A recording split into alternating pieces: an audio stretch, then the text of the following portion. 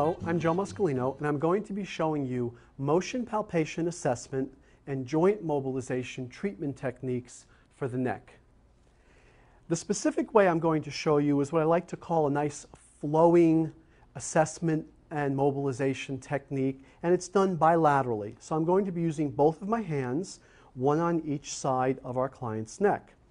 To find the contact for where we're going to press, what we need to do is I want to place my hand not horizontally, not purely vertically either, but instead in between diagonally, somewhere about a 30-degree, maybe 45-degree angle.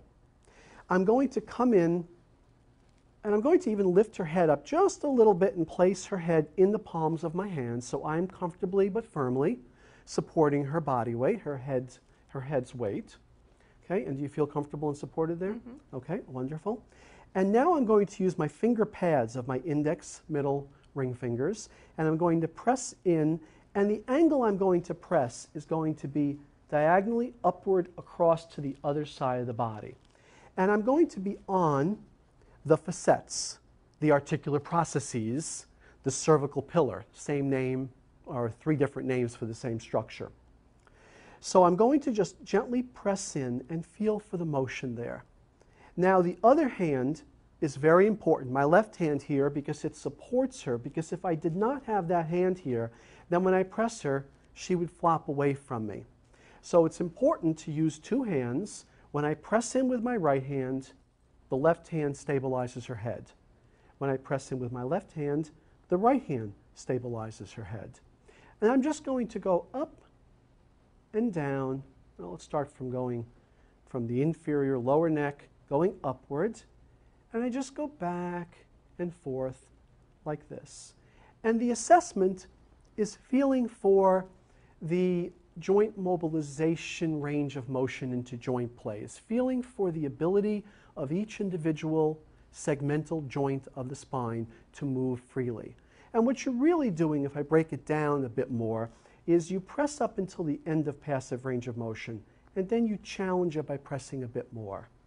And at each level, I would do that. I go to the end of range of motion and press a little more. If it's healthy, then I'm going to feel a nice little spring to the end of motion in joint play.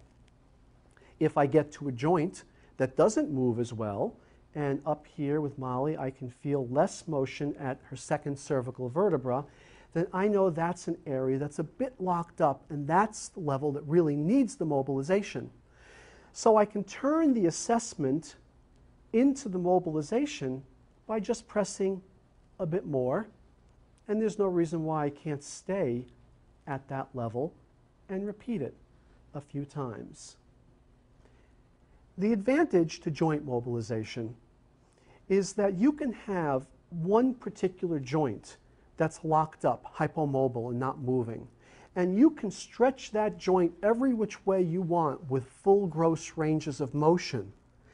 But if the other joints nearby are hypermobile to compensate, then you'll never get motion into the hypomobile locked joint level. And that's where you can actually specifically direct the stretching motion, because really joint mobilization is a very precise form of stretching. You can direct the stretching motion directly to the joint that needs it. So to recap, you place your hands in about a 30 to 45-degree angle upwards toward the opposite side of the body. You support the head in the palms of your hands, and you go one side, the other. And even if you're not able to fully count and be exactly sure which cervical joint level you're on, don't worry about that. Just work your way up the neck and back down.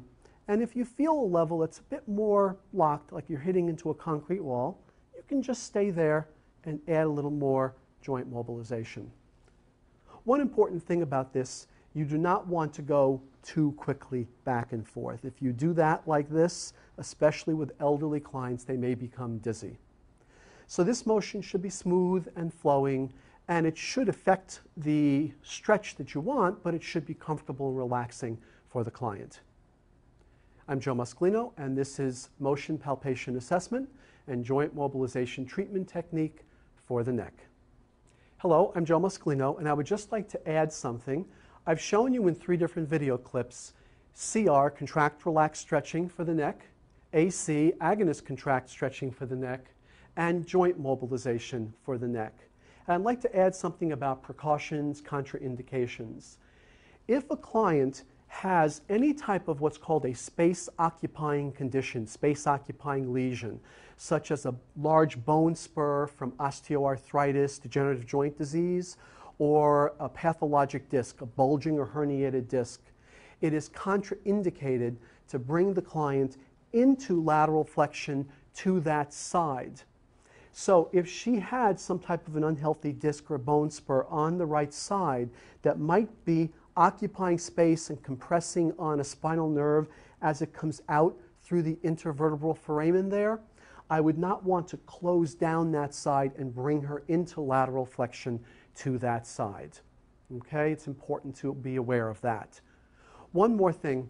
Joint mobilization really is a specific form of stretching, but before you choose to add this into your clinical practice, make sure that you're in compliance with the regulations in your state or province or region, because joint mobilization is not legally allowed within the scope of practice for massage therapy in every part of the United States. So double check on that. Thank you, Joe Muscolino. My pleasure sharing these tips with you.